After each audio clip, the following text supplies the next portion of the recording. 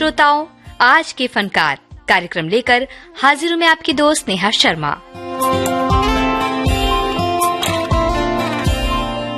आज बात करेंगे एक ऐसी महिला गीतकार की जिन्होंने अपनी लेखनी से हिंदी फिल्म जगत में राज किया। उनके लिखे गीतों में साहित्य की झलक है तो फिल्मी अंदाज भी। आज बात लेखिका, कवियत्री और एक ऐसा नाम है जो पहचान की मोहताज नहीं। जब वो फिल्मी दुनिया से जुड़ी तब भी कुछ ऐसा ही मामला था। फिल्मों में गीत लिखने से पहले से ही वो एक प्रसिद्ध कवियत्री बन चुकी थीं। मुशायरों और कवि सम्मेलनों में माया गोविंद अपनी कविताओं का पाठ किया करती। आज भी उनकी आवाज में उनकी मौलिक रचनाओं का वीडियो मौजूद है।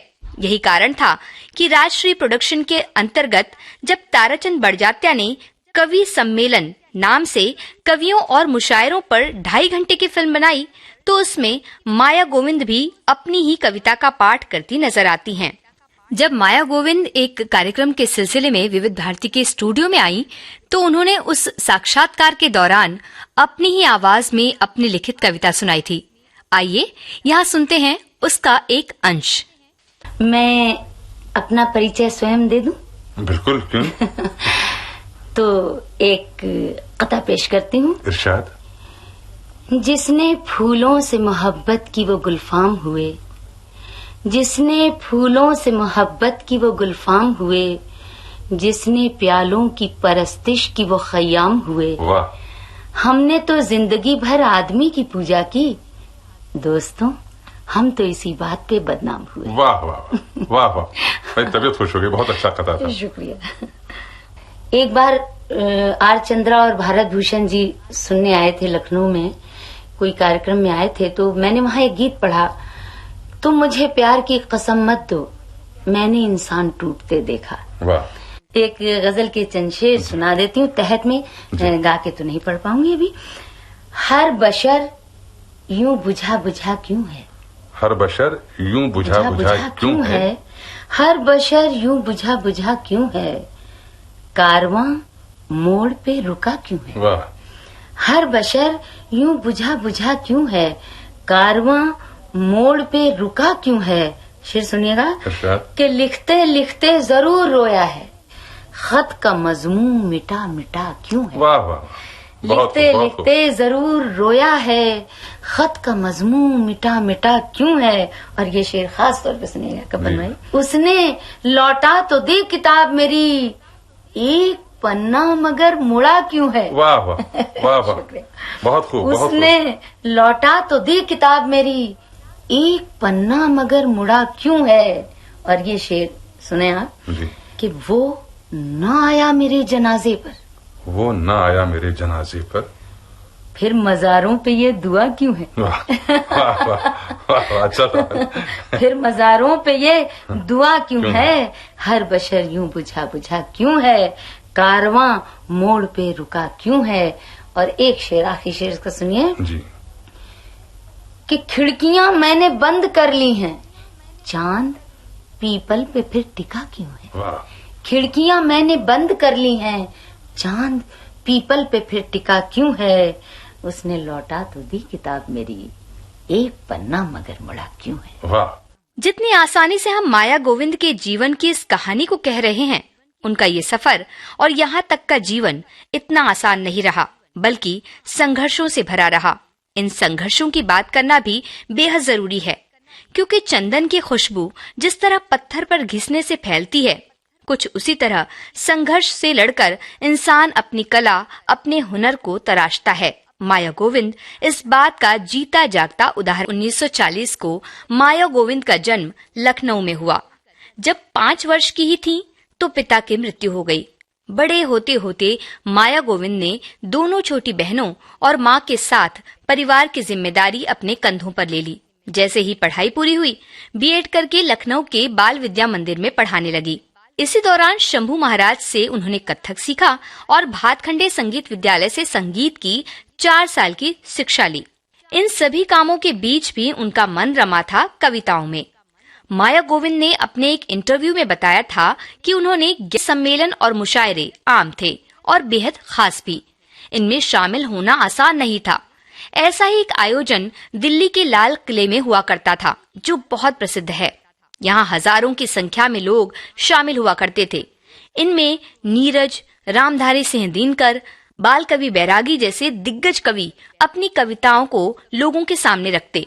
ऐसे में जब पहली बार 17 साल की माया गोविंद अपनी कविताओं के साथ वहां पहुंची, तो उन्हें अपनी धाक जमाने के बाद माया गोविंद धीरे धीरे कवि सम्मेलनों का जाना माना नाम बन गई। लखनऊ के कवि सम्मेलन में अभिनेता भारत भूषण ने माया गोविंद की कविता सुनी और उन्हें मुंबई आकर फिल्मों के लिए गीत लिखने का न्योता दिया। यूं तो माया गोविंद को फिल्मी गीतों का कोई तजुर्बा नहीं था, लेकिन वो मुंबई आ गई और 2 महीने रहीं भारत भूषण के बंगले में।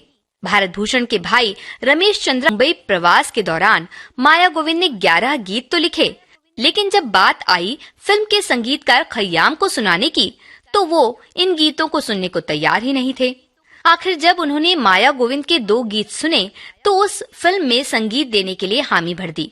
अपने गीत आर चंद्रा को सौंपकर माया गोविंद लखनऊ रवाना हो गई।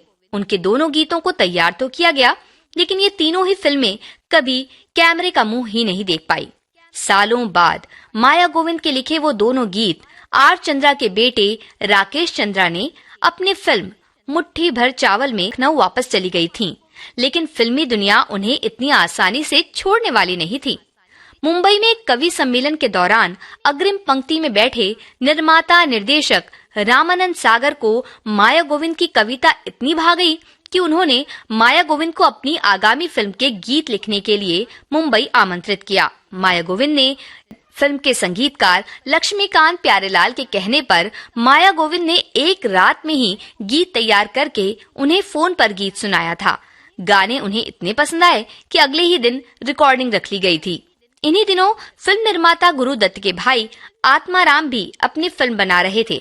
उन्होंने माया गोविंद से संपर्क किया और अपनी फिल्म के गीतों का जिम्मा उन्हें सौंप दिया।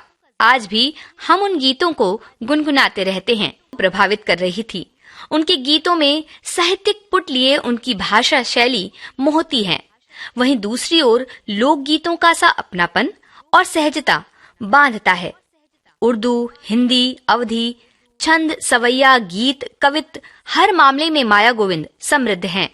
फिल्मी गीतों के अलावा वो साहित्य में आजीवन सक्रिय रहीं। उनकी तकरीबन 11 किताबें प्रकाशित हुईं। वो माया गोविंद अभिनय में भी पीछे नहीं थीं। वो रंगमंच की सक्रिय कलाकार रहीं। लखनऊ में रेडियो में प्रस्तुति दिया करती। उन्होंने रंगमंच कर्मी और पटकथाकार राम गोविंद के साथ मिलकर मशहूर नाट्य संस्थान दर्पण शुरू किया। राम गोविंद को ही उन्होंने अपना जीवन साथी भी चुना। दोनों ने आरोप फिल्म में साथ काम किया, जहां माया गोविंद गीतकार थी। गोविंद ने एल्बम और टीवी सीरियल्स के लिए शीर्षक गीत भी लिखे हैं। एक वक्त पर उन्हें ये एहसास हुआ कि वो अपनी बातें अपनी तरह से कहना चाहती हैं, अपने गीत अपने मुताबिक लिखना चाहती हैं। इसलिए उन्होंने फिल्म निर्माता बनने का फैसला किया। तोहफा मोहब्बत का फिल्म से उनके प्रोडक्शन हाउस बहार फिल्म्स ने शुरुआत की। हालांकि इस फिल्म में बतौर निर्माता राम गोविंद के भाई मुकेश कुमार का नाम जाता है। इसके बाद एक और फिल्म तांडव का निर्माण उन्होंने मैं अनाड़ी तू खिलाड़ी। माया गोविंद ने भूपेन हजारिका, कल्याण जी आनंद जी, बप्पी लाहिड़ी, खय्याम, दिलीप सेन, समीर सेन और अनु मलिक जैसे दिग्गज संगीतकारों के साथ काम किया है। उनकी कुछ यादगार फिल्मों में शामिल पुरस्कारों से नवाजा गया है। 6 अप्रैल 2022 को माया गोविंद ने इस संसार से विदा ली, लेकिन अपने साहित्य के अपार भंडार से वो चाहने वालों के दिलों में अमर हैं, क्योंकि एक कलाकार अपनी कला के रूप में आज के फनकार। ये कार्यक्रम आज केंद्रित था लेखिका, कवयित्री और गीतकार माया गोविंद पर। शोध, आलेख और स्वर नेहा शर्मा का। विविध भारती की ओर से इस कार्यक्रम की प्रस्तुतकर्ता तेजश्री कांबले।